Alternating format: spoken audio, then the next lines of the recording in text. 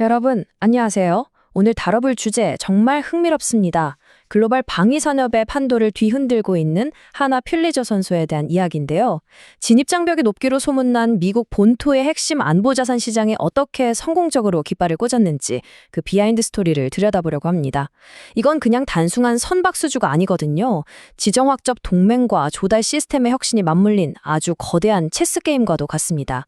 자, 그럼 이 복잡하지만 매력적인 골든 디펜더 프로젝트의 실체를 지금부터 낱낱이 파헤쳐 보겠습니다. 오늘 살펴볼 핵심 내용들입니다. 골든 디펜더 프로젝트의 배경부터 시작해서 20억 달러 수주의 세부 내용, 차세대 미사일 추적선의 정체, 그리고 이 수주가 갖는 전략적 의미와 앞으로의 전망까지 쫙 훑어보겠습니다. 첫 번째로 이 거대한 프로젝트의 서막이라고 할 수 있는 미국 본토 방어 과제부터 들여다보겠습니다. 자, 지금 미국은 아주 심각한 딜레마에 빠져 있어요. 본토 방어 시스템, 그중에서도 해상 인프라가 너무 낡았다는 거죠. 현대화가 그 어느 때보다 시급한 상황입니다. 그래서 미국 정부가 꺼내든 카드가 바로 이 어마어마한 숫자입니다. 20억 달러, 우리 돈으로 무려 3조 원에 달하는 막대한 정부 예산을 편성한 건데요. 이 액수만 봐도 오늘 우리가 살펴볼 이 골든 디펜더 프로젝트가 단순하게 배 한두 척 만드는 수준을 넘어서 미국의 국가적 명운이 걸린 긴급 안보 사업이라는 걸 단번에 알 수 있죠. 그리고 여기서 50이라는 숫자를 꼭 기억하셔야 합니다. 이게 무슨 뜻이냐면 현재 미국이 굴리고 있는 기존 함정들이 바다를 누빈 시간, 즉 50년을 의미합니다. 한번 상상해 보세요. 반세기 전에 만들어진 낡은 배들로 고도로 발전된 최신 미사일 위협을 막아내야 하는 아찔한 상황인 겁니다. 땜질식 처방으로는 도저히 답이 안 나오겠죠. 완벽한 최첨단 성능을 갖춘 차세대 자산이 너무나도 절실해진 미국 국방부의 다급함이 이 숫자 하나에 다 녹아 있습니다. 그러면 이렇게 엄청난 첨단 함대를 새로 쫙 깔려면 예전보다 돈이 훨씬 더 많이 깨지겠네 싶으시죠? 그런데 가장 인상적인 숫자는 바로 이 50%입니다. 뒤에서 좀 더 자세히 틀겠지만 민간 주도의 새로운 조달 방식을 도입해서 미국 정부가 절감하게 될 획득 비용의 비율이에요. 한마디로 예전 절반의 비용만으로 최고급 안보 자산을 얻게 되는 셈이죠. 그야말로 혁신적인 돌파구를 찾은 겁니다. 자, 그럼 두 번째로 이 20억 달러라는 막대한 예산이 도대체 어떻게 집행되는지 그 수주 정보와 밸류 체인을 자세히 뜯어보겠습니다. 이 거대한 거래는 꽤나 명확하고 체계적인 3단계를 거칩니다. 먼저 발주처인 미국 교통부, 해사청, 미사일방어청에서 자금이 딱 출발합니다. 그러면 이 돈이 프로젝트 전체를 턴키로 총괄 관리하는 토트 서비스라는 곳을 거치게 돼요. 그리고 마침내 실제 배를 건조하는 한화필리조선소로 향하게 되는 아주 효율적인 구조로 돌아갑니다. 이 치밀한 구조 속에서 우리가 정말 눈여겨봐야 할 곳은 바로 프로젝트의 실행을 맡은 하나 필리조선소입니다.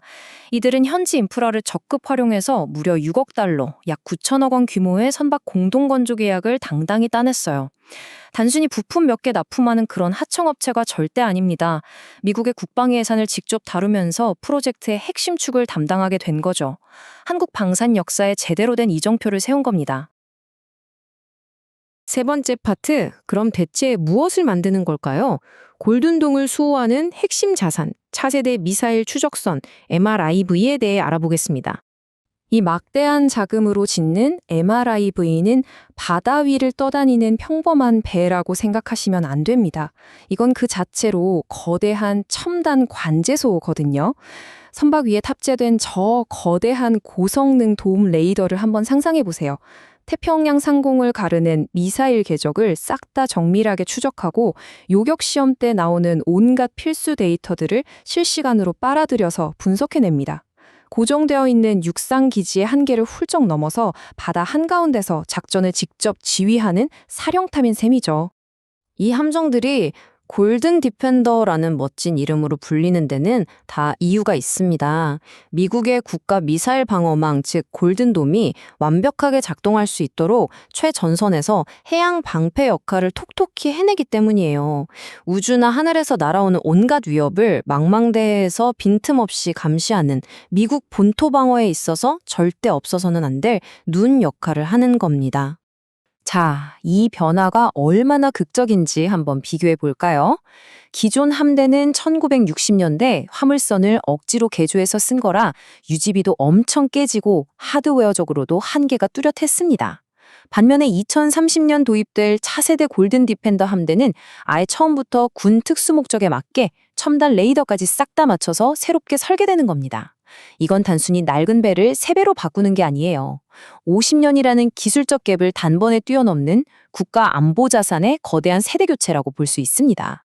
네 번째로 이번 수주가 가지는 진짜 전략적 의미와 완벽한 현지화에 대해 짚어보겠습니다. 이 수주의 핵심을 제대로 파악하려면 미국 국방조달 시스템이 어떻게 확 바뀌었는지를 봐야 해요.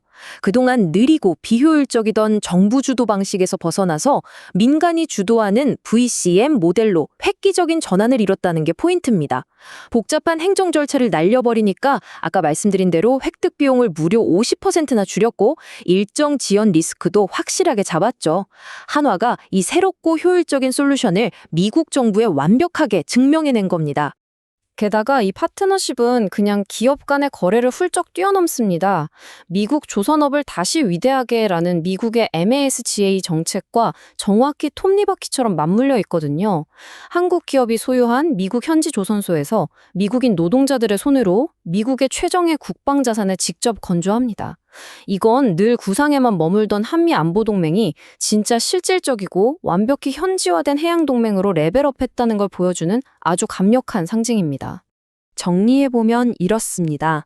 한화가 인수 직후에 보여준 그 압도적인 스케일업 속도 그리고 가성비 높은 전력 증강을 원하던 미국 정부에게 민관 협력의 새로운 표준을 확실히 제시했다는 점, 무엇보다 단순한 무기 수출을 넘어서 막대한 미국 국방 예산이 한국 기업의 현지 사업장으로 직접 들어오는 K조선의 궁극적 진화 형태, 즉 완벽한 현지화를 이뤄냈다는 게 핵심 시사점입니다. 마지막 다섯 번째로 시야를 넓혀서 거대 미해군 시장을 향한 궁극적인 목표와 향후 전망을 확인해 보겠습니다. 이 단일 프로젝트 뒤에 숨겨진 큰 그림을 보면 정말 놀랍습니다. 하나 필리조선소가 걸어온 길을 짚어보면요. 원래는 상선만 만들던 평범한 조선소였는데 다목적 훈련선을 성공적으로 건조하며 인정을 받더니 이제는 이번 MRIB 수주를 통해 미군의 최전방 안보 자산을 직접 생산하는 미국의 핵심 국방 거점으로 완전히 탈바꿈을 해버렸습니다. 그럼 이 눈부신 진화의 끝은 과연 어디일까요? 궁극적인 타겟은 바로 어마어마한 규모의 미 해군 보조함 및 MRO 시장입니다. 이 MRO, 즉 유지, 보수, 정비 시장은 엄청난 신뢰와 고도의 자격이 필요한 천문학적인 시장이거든요. 이번 차세대 미사일 추적선의 성공적인 건조는 끝이 아닙니다. 굳게 닫혀있던 미국 국방 조달 시장의 최상위권으로 단숨에 치고 들어갈 수 있는 완벽한 마스터키를 손에 쥐게 된 거죠. 자, 한화가 완벽하게 증명해낸 이 현지화 모델, 과연 앞으로 글로벌 방산 지형에 어떤 거대한 나비 효과를 가져올까요? 오랫동안 철옹성 같았던 미 해군 MRO 시장, 그 견고했던 독점 구조가 마침내 흔들리기 시작했습니다. 이 거대한 변화의 물결이 앞으로 바다 위의 힘의 균형을 어떻게 재편하게 될지 여러분도 그 역동적인 미래를 한번 상상해 보시기 바랍니다. 오늘 준비한 분석은 여기까지입니다. 함께해 주셔서 감사합니다.